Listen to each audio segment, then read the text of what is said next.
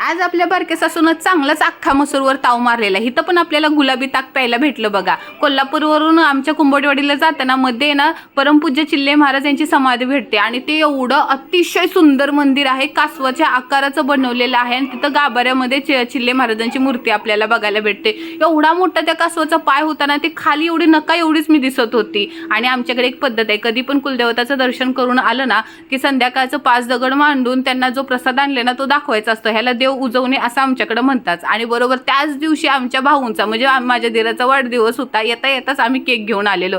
सहकुटुंब सहपरिवार पहिल्यांदाच वाढदिवस साजरा झाला बघा.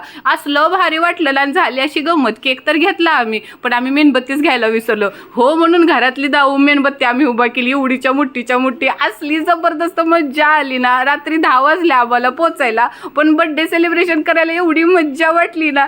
सगळेजण एवढे खुश वाटत होते ना. अजून काय पाहिजे, असंच बर्थडे ना.